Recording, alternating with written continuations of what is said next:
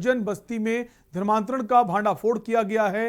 विगत 3 महीनों से गांव में भूत प्रेत बाधा दूर करने के नाम पर लोगों को अपने मायाजाल में फंसाया जाता है। धार्मिक पुस्तकें और पैसे का लालच देकर धर्मांतरण करवा रहा था। उसके पास से झाड़ फूंक का पानी और कुछ किताबें बरामद की गई हैं। स्थानीय कार्यकर्ता द्वारा सूचना प्राप्त होने पर आरएसएस और विहिप के कार्यकर्ताओं ने जिला प्रशासन को सूचित किया, जिस पर फौरन कार्यवाही करते हुए कोतवाली पुलिस ने मौके से धर्मांतरण करवा रहे व्यक्ति को गिरफ्तार कर लिया। बाद में ये पता चला कि वो व्यक्ति वाराणसी का रहने वाला है, जिसका नाम रामचंद्र है। कार्यकर्ताओं का कहना है कि मुकदमा दर्ज कर विधिक कार्यवाही कोतवाली पुलिस द्वारा की जा रही है।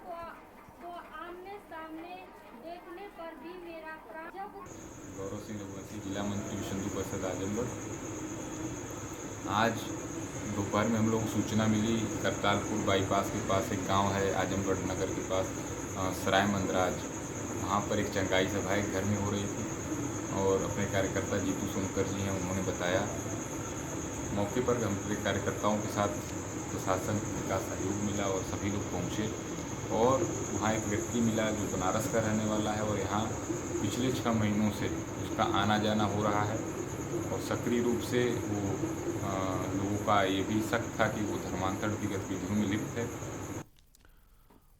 और इसी खबर पर हमारे साथ आजमगढ़ से रमेश कौशिक जुड़ गए हैं। रमेश, एक नया मामला झाड़ फूंक के नाम पर धर्मांतरण हो रहा था। जी बिल्कुल, ये मामला आजमगढ़ में आया है और एक बनारस का रहने वाला व्यक्ति जो शहर में रहता था काफी दिनों से और एक वो दलित बस्ती है, उस बस्ती में जाकर के वो रहता था और वहाँ लोगों को धार्मिक पुस्तकें और झाड़ फूंक करने के बहाने वो उनसे बातचीत करता था और बाकायदे इस तरह से उन्हें समझाता था कि वो उनके बहकावे में आ गए और वो आज मामला जब लोगों ने पकड़ा और वहाँ के जनता ने उसे बताया तो पुलिस प्रशासन की हरकत में आया और वहाँ तमाम पुस्तकें मिली हैं, धर्मांतरण से संबंधित कई दस्तावेज मिले हैं और कागजात मिले हैं जिस पर सीधे तौर पे बौद्ध धर्म, ईसाई धर्म अपनाने की बातें कही गई है और इस पर जांच चल रही है। आजमगढ़ में प्रशासन सख्त हुआ है, पूरी जांच चल रही है, उसे कोतवाली लाया गया है, पूछताछ चल रही है कि उसके साथी और हैं या गांव में और कहां वो इस तरह के शिविर स्थापित करके काम करता है और किस तरह से लोगों को बहका करके अपने जाल में। काफी समय से जैसी जानकारी 3 महीने से ये इस तरह के काम कर रहा था, धर्मांतरण करवा रहा था। कितनी संख्या में लोगों का ये धर्मांतरण करवा चुका है, क्या जानकारी आपके पास?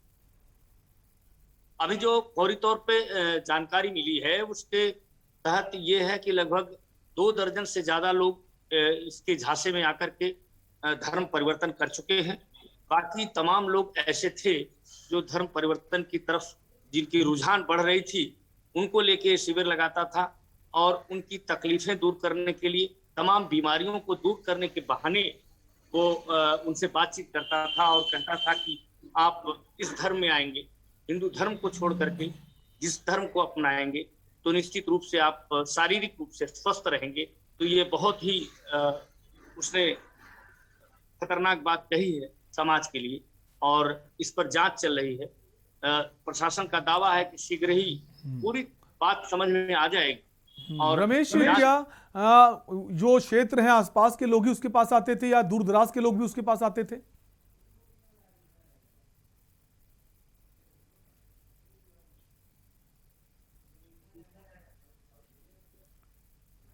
रमेश, क्या आप हमें सुन पा रहे हैं?